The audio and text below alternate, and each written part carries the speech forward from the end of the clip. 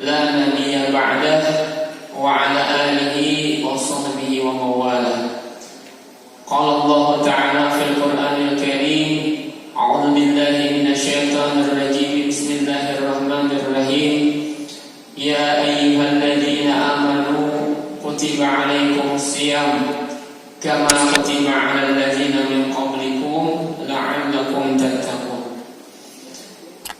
Yang ulun hormati dan yang ulun muliakan para alim ulama, guru-guru agama, wabil khusus kepada guru kita yaitu guru ulam, dan yang menghormati kepada bapak-bapak, ibu-ibu serta para tetuha-tetuha masyarakat serta adik-adik yang ulun sayangi. Pertama-tama marilah kita panjatkan rasa puji syukur kita kehadirat Allah Subhanahu wa taala, yang mana dengan kudrat dan iradatnya Allah sehingga kita pada saat ini, pada detik ini, kita bisa berhadir di majelis yang mulia ini sama-sama untuk menuntut ilmunya Allah Subhanahu wa taala. Kedua kalinya salawat serta salam marilah kita haturkan dan curahkan kepada junjungan Nabi besar Muhammad sallallahu alaihi wasallam serta para sahabat beliau, para pengikut beliau ila yaumil qiyamah.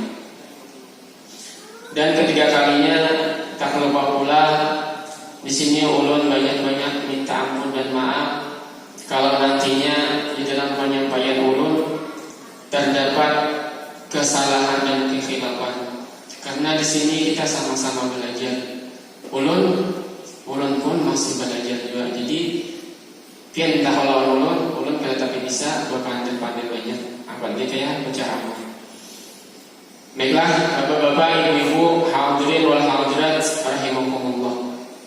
Alhamdulillah, tidak terasa kita sudah pada hari ini memasuki hari yang kelima di bulan Ramadan. Jadi disebutkan di dalam salah satu kitab kenapa bulan puasa ini dinamakan dengan Ramadan. Jadi disebutkan di zaman Nabi dulu penamaan Ramadan itu berdasarkan kejadian di waktu itu. Misalnya kalau di Nabi lahir Nabi lahir di tahun berapa? Yaitu tahun gajah. Karena di waktu Nabi lahir, tentara Abraha menyerang Mekah dengan menggunakan gajah. Jadi dinamakan tahun gajah.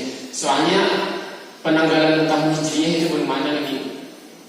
Jadi dinamakan bulan puasa ini bulan Ramadan karena waktu itu di zaman Nabi itu waktunya harinya sangat panas. Jadi waktu yang sangat panas.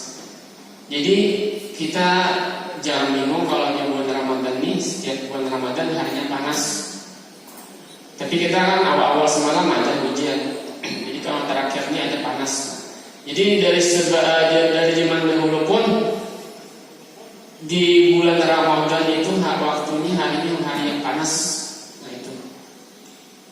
Dan disebutkan di dalam salah satu kitab ulam bahwasanya difardukan atau diwajibkan puasa Ramadan ini adalah tahun ketiga Hijriah.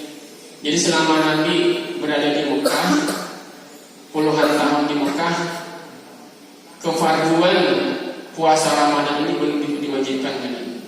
Jadi setelah habis pindah ke Madinah, selama 3 tahun berada di Madinah, lalu diwajibkan puasa Ramadan. Jadi disebutkan dalam salah satu kitab, selama hidup Nabi itu menanggung puasa Ramadan ini selama kurang lebih 9 tahun, artinya 9 kali.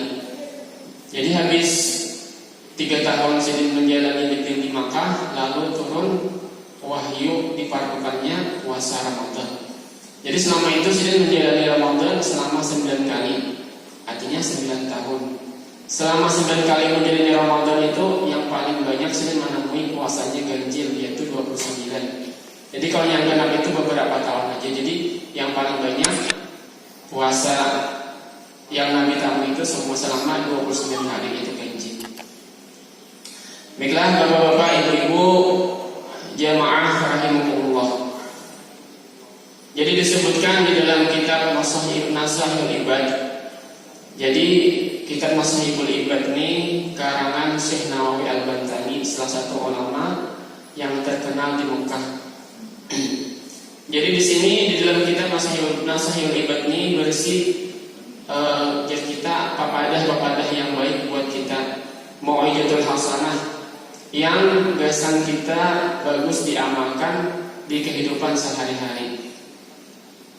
Jadi disebutkan di dalam kitab ini, marwi an-nabi sallallahu alaihi wasallam annahu qala hasratani la syai'a afdalu minhuma.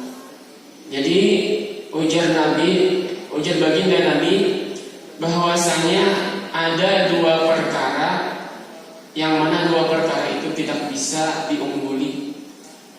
Artinya dua perkara ini selalu unggul kadang-kala dikalahkan. Yang pertama, al-iman billah. Seseorang itu kalau dia bisa beriman dengan Allah Subhanahu wa taala. Kalau kita sudah beriman dengan Allah Subhanahu wa taala, maka kita itu menjadi manusia yang paling unggul. Alhamdulillah pada saat ini, pada detik ini kita termasuk orang beriman. Karena apa? Karena firman Allah, ya ayyuhalladzina amanu, wahai orang-orang yang beriman, diwajibkan atas kita berpuasa. Jadi namun kita berpuasa, kita termasuk orang-orang yang beriman. Ditambah lagi kita sembahyang berjamaah, sembahyang subuh. Habis itu kita diteruskan dengan menuntut ilmu, hadir di majelis agama. Itu sudah tentu kita termasuk orang-orang yang beriman. Dan yang kedua, perkara yang kedua yang tidak bisa diungguli atau yang paling unggul, yaitu adalah wanaf'ul muslimin, yaitu kita bisa memberi manfaat bagi orang muslim. Kita bisa memberi manfaat bagi orang lain. Memberi manfaat di sini ada beberapa hal, ada banyak macamnya. Disebutkan memberi manfaat ke orang lain itu bisa dengan perkataan atau dengan nasihat. Kita bisa, kalau orang salah kita nasihati, itu sama dengan memberi manfaat kepada orang lain. Dan juga bisa dengan diljah, artinya memberi manfaat dengan orang lain itu kalau kita seorang pemimpin, kita belum bisa memberi jabatankah atau kedudukankah kepada orang lain yang ahli di bidangnya. Itu termasuk salah satu orang yang memberi manfaat kepada sesama manusia. Dan yang selanjutnya, orang yang bisa memberi manfaat kepada orang lain, au bil mal, kalau orangnya kaya, sugih, memberi manfaatnya dengan hartanya. Ini bisa membantu orang lain kah, meringankan beban orang lain kah dengan hartanya. Itu termasuk memberi manfaat kepada orang lain. Dan au bil badan, atau dengan tenaga, ini ada kekuatan, ada kebisaan, ini bisa memberi manfaat dengan orang lain dan mengganti begawian. Dan yang terakhir, misalnya ini kada sugih kada kawa, membantu orang kada kawa, memberi nasihat kada kawa, habis itu mempunyai kekuatan kada kawa, ini bisa membantunya dengan doa. Kalau ada bisa-bisa, kalau ada bisanya kita bisa kebisaan, kalau ada bisa, ini bisa membantu dengan doa. Misalnya ada orang kena musibah kan, kita ada bisa membantu, kita bisa membantunya dengan doa. Kita doakan supaya selamatan kan, supaya inya pokoknya terhindar atau menghilangkan musibah dari orang yang kesusahan tadi. Jadi itulah dua perkara yang tidak bisa diungguli. Artinya selalu yang paling utama. Jadi disebutkan ada salah satu perkataan ulama, yaitu Yahya bin Mu'az, yang mana perkataan Syekh Yahya bin Mu'az Ar-Raji ini, ujar sidin, fa illam tanfa'uhu fala tadurruh, wa illam tafrah fala tabuhu, wa illam tamdah fala tazummu. Jadi ujar sidin, kalau kita itu kadang-kala memberi manfaat lawan orang lain, maka kita jangan memberi mudarat. Kita kada mau membantu, maka kita dilarang mengalihi orang. Gitu. Jadi kalau kita kada mau memberi manfaat, kasihan, jangan kita mengalihi orang. Fa ilam tanfa'u fala tadurru. Namun kita kada mau memberi manfaat orang lain, kita jangan mengalihi orang. Wa ilam tafrah fala talummu. Namun kita kada mau menyenangi hati orang, namun kita kada mau menghibur orang yang sedih, maka kita dilarang menyakiti orang. Nah, jadi namun kita kada mau memberikan kegembiraan orang lain, maka kita dilarang menyakiti orang. Dan wa ilam tamdah fala tadummu.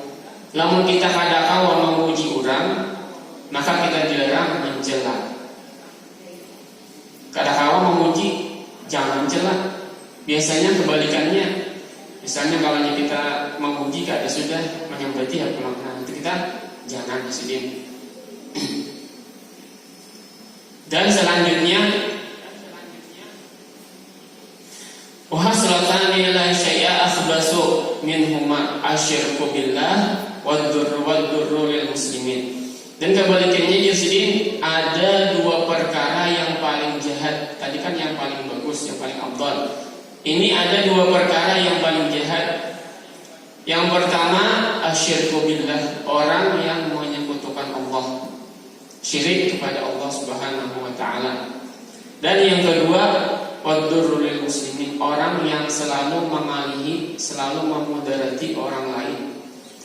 Gawiannya selalu kasari kurang, itu memudarati orang lain. Gawiannya selalu menyalahi apa nangka hendak orang, nah itu memudarati orang lain. Itu termasuk gawian yang paling jahat. Waqala Nabi sallallahu alaihi wasallam, man asbaha la yanzul ma'al ahadin ghufira lahu ma jana. Jadi berkata baginda Nabi, barang siapa yang bangun pagi atau barang siapa yang bersubuh-subuh, inya tergelitik di hatinya kada berniat hendak menjalini orang lain. Artinya lamun inya bersubuh-subuh mulai bangun pagi, inya kada tergelitik di hatinya gasan mengalihi orang, gasan menzalimi orang, maka inya ghufira lahu ma jana, maka Allah akan mengampunkan segala dosa-dosanya. Allah akan mengampuni segala dosa-dosanya. Jadi kita berniat mulai subuh kita kada mengalihi orang, kada hendak menjalimi orang. Kita berniat itu waktu subuh, waktu awal bangun kita, maka Allah Subhanahu wa taala akan mengampuni dosa-dosa kita. Wa man asbaha yanwi nusratul mazlum wa qada hajatil muslimin kanat lahu ka ajri hajatin mabrurah. Dan barang siapa mulai pagi atau bersubuh-subuh inya berniat gasan menolongi orang, misalnya bergetek-getek nih di hatinya mulai subuh tadi, aku lamun ada orang kawa kebisaan, aku hendak membantu orang kan. Nah berniatnya saya itu atau tergelitik di hatinya hendak menunaikan hajat manusia nih. Kana lahu ka ajri hajatin mabrurah, maka inya diganjar pahalanya sama seperti orang yang berhaji yang mabrur. Hajinya lagi mabrur, haji yang diterima. Jadi kalau hendak pahala haji yang diterima, kita berniat mulai subuh tadi hendak misalnya ada bisa membantu orang, dan jangan berniat kesan mengalihi orang, hendak menjadi orang yang berniat. Wa qala Nabi sallallahu alaihi wasallam, alaikum bi mujalasatil ulama wa istima'i kalamil hukama. Ujar baginda Nabi, alaikum bi mujalasatil ulama, hendaknya lah kita itu jersidin sekedudukan dengan para ulama. Artinya kalau ada pengajian kah, ada pembacaan kah Habib datang, hendaknya kita hadir di majelis itu. Wastima'i kalamil hukama, dan mendengari apa-apa yang mereka katakan. Jadi dia Nabi hendaknya kita itu sekedudukan atau semajelis dengan ulama dan mendengari apa-apa yang mereka katakan. Fa inna Allah Ta'ala yuhyil qalbal maita bi nuril hikmah. Karena bahwasanya Allah Subhanahu wa taala akan menghidupkan hati-hatinya yang mati. Jadi kalau kita bisa hadir di majelis ilmu atau majelis maulid, maka hati kita akan dihidupkan oleh Allah Subhanahu wa taala. Karena kalau hati kita mati, kita akan hati kita itu keras. Dituduhi kata kawa, pengulir misalnya, pengulir mengerjakan kebaikan itu termasuk hatinya mati. Jadi hendak menghidupkan hati mati, kita disuruh hadir di majelis-majelis ilmu. Fa inna Allah Ta'ala yuhyil qalbal maita bi nur hikmah. Allah akan menghidupkan hati-hatinya itu dengan nur hikmah atau dengan sebab ilmu yang bermanfaat yang ia dapat di majelis-majelis ilmu tersebut. Kama yuhyil ardal maita bi ma'il matar. Seumpama tanah yang gersang menjadi subur dengan sebab turunnya air hujan. Nah, jadi kita tambah hati, istilahnya sama dengan penerang hati. Nah, kalau kita hati gelap itu kan sama dengan hati keras. Jadi penerang hati kita salah satunya kita hadir di majelis ilmu, hadir di majelis agama, majelis burdah kan, majelis dalail kan, majelis maulid kan, itu sama dengan menghidupkan hati atau seolah-olah kita menjadi penerang hati kita. Dan lagi disebutkan di dalam kitab Nashihul Ibad, wa an Sayyidina Abu Bakar As-Siddiq radhiyallahu anhu, ujar Sayyidina Abu Bakar, man dakhala al-qabra bila zadin faka'annama raqibal bahra bila sakinatin.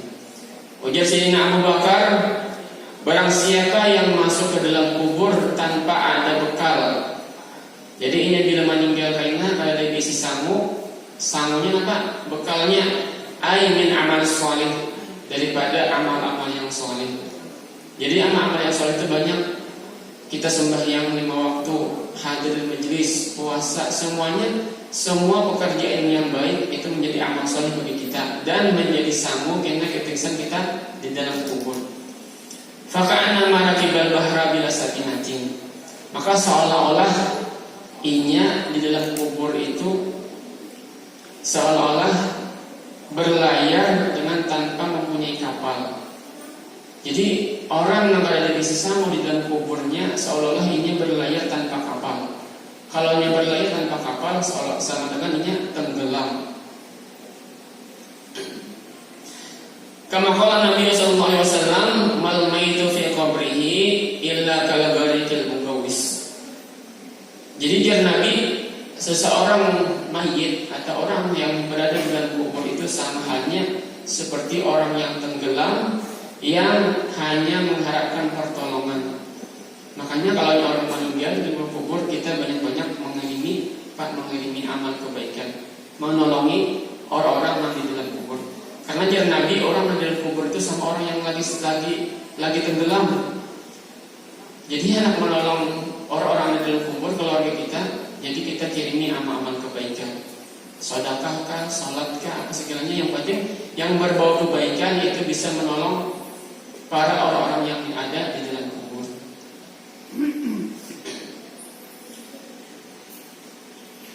Dan waqala Ali radhiyallahu waqala Sayyidina Ali qaramallahu wajhah, dan Sayyidina Ali berkata, Sayyidina Ali, man kana fi talabil ilmi kanat al-jannatu fi talabihi. Barang siapa yang menuntut ilmu, maka ia seolah-olah menuntut akan surga. Jadi orang-orang yang menuntut ilmu itu seolah-olah ini menuntut surga. Alhamdulillah pada saat ini kita termasuk orang-orang yang menuntut ilmu. Itu sama dengan kita menuntut surganya Allah Subhanahu wa taala. Wa man kana fi talabil ma'siyah kanatin nar fi talabihi. Dan barang siapa yang berbuat kemaksiatan, berbuat kejahatan, maka seolah-olah ini mencari nerakanya Allah Subhanahu wa taala. Jadi kalau kita berbuat kejahatan, baik menguji orang, apalagi misalnya memukul orang apa segalanya, yang penting berbau kejahatan atau maksiat, itu sama ini hendak menghendaki nerakanya Allah Subhanahu wa ta'ala.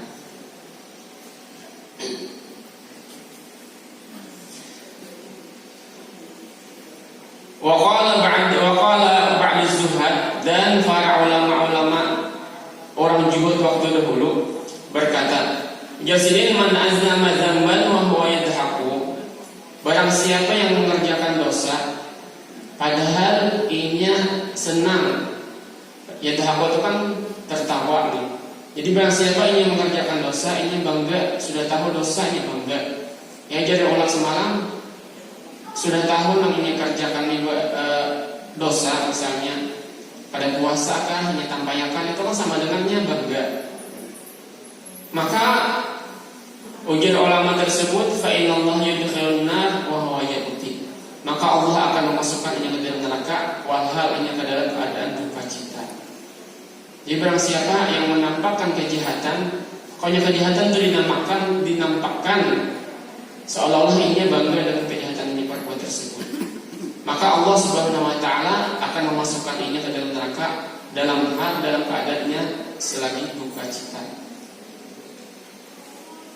Wa man 'ata Allah wa huwa yabghi, dan barang siapa yang taat kepada Allah walhal ini dalam susah payah, ya itu kan menangis.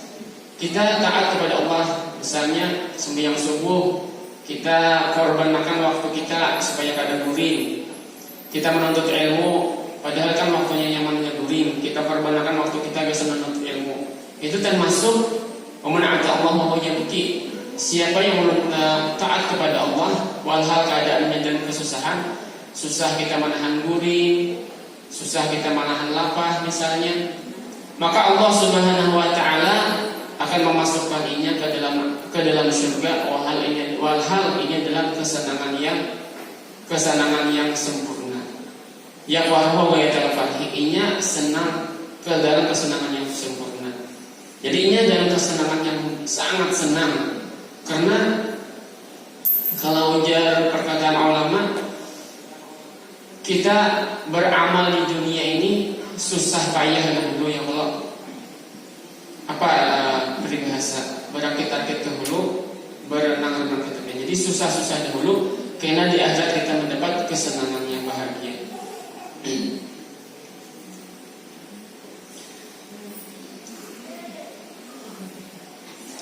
Dan yang terakhir, waqala Nabi sallallahu alaihi wasallam, sayati zaman ala ummati yafirru min al-ulama wal fuqaha fayabtalihum alaihi fayabtalihum Allah bi salasati baliyatin. Kata baginda Nabi Muhammad sallallahu alaihi wasallam, akan datang kena di mana masa orang-orang itu memusuhi para ulama, memusuhi para habaib, para habib-habib dimusuhi, para ulama dimusuhi. Mungkin kalau kewah ini kan ada sudah kejadian. Jadi Nabi, orang-orang yang akan memusuhi para ulama, para habaib itu, maka Allah akan turunkan kepadanya 3 bala. Allah akan menurunkan kepadanya itu 3 bala. Orang yang memusuhi para ulama, memusuhi para habaib. Jadi bala yang pertama, yarfa'ullahu barakah min kasbihi. Allah akan menghilangkan keberkahan pada usahanya. Jadi segigih apapun kita berusaha, maka keberkahan usaha kita itu akan hilang dengan sebab kita memusuhi para ulama, para habaib. Jadi walaupun kita banyak berulihan, namun kita di hati kita ada kita musuhi para ulama, para habaib, berprasangka buruk, maka usaha yang kita dapat itu kadang akan berberkat. Kalau yang kada berberkat ini kan setemat habis itu kada berberkat. Dan yang kedua, bala yang kedua, yusallitullahu ta'ala alaihim sultanan zalimah. Allah akan menjadikan di tempatnya itu pemimpin yang zalim, atau kalau di negara itu presiden kah, atau pemimpin di kampung kan pemimpin. Jadi kalau kita memusuhi para habaib, ulama, maka Allah akan menjadikan di kampung itu pemimpin yang zalim.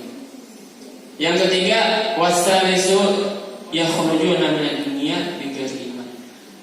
Maka inya Allah akan mematikan inya tanpa dengan iman. Nauzubillah min dzalik. Kalau kita mati tanpa iman, otomatis kita masuk dalam nerakanya Allah subhanahu wa ta'ala. Nauzubillah min dzalik. Bapak-bapak, ibu-ibu rahimakumullah. Jadi mudah-mudahan dengan berkat kita hadir di majelis ilmu, kita berkumpul bersama-sama di masjid ini di bulan yang mulia ini, mudah-mudahan kita mendapatkan keberkahan Allah Subhanahu wa taala, dan mudah-mudahan dengan berkat berkumpulnya kita di sini, amal ibadah kita, kebaikan yang kita perbuat diterima oleh Allah Subhanahu wa taala, dan mudah-mudahan dengan berkat kita berkumpul di sini, semua hajat kita, hajat orang tua kita, mudah-mudahan dikabulkan oleh Allah Subhanahu wa taala. Yang mana kita lagi sakit dan keluarga kita yang lagi sakit, mudah-mudahan sakitnya disembuhkan oleh Allah Subhanahu wa taala, dan mudah-mudahan kita mendapatkan keberkahan hidup di dunia sampai di akhirat kelak. Amin. Amin ya rabbal alamin. Mungkin sampai di sini saja yang dapat saya sampaikan. Salah khilafnya mohon maaf. Wabillahi taufiq wal hidayah. Wassalamualaikum warahmatullahi wabarakatuh.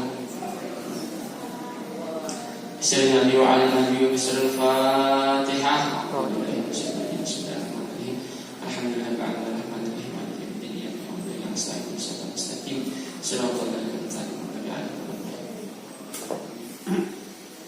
Amin ya Allah ya Rabbal alamin. Bismillahirrahmanirrahim. Alhamdulillahirabbil alamin. Wassalamu ala asyrafil anbiya'i wal mursalin sayyidina Maulana Muhammad wa ala alihi washabihi ajma'in. Allahumma shalli ala sayyidina Muhammadin al-fatihil lima aghlika wal khatimi lima sabaq nasiril haqqi bil haqqi wal hadi ila siratal mustaqim wa ala alihi haqqa qadrihi wa miqdarihi al-'azim. Allahumma iftah abwaabal khair wa abwaabal barakah wa abwaabal ni'mah wa abwaabal rizqi wa abwaabal quwwati wa abwaabal salamati wa abwaabal sihhati wa abwaabal afiyati wa abwaabal jannah. Rabbana la tuzigh qulubana ba'da idh hadaytana wa hab lana min ladunka rahmatan innaka antal wahhab. Rabbana atina fid dunya hasanah wa fil akhirati hasanah wa qina adzabannar. Sallallahu alaihi wasallam. Subhana rabbika rabbil izzati amma yasifun wa salamun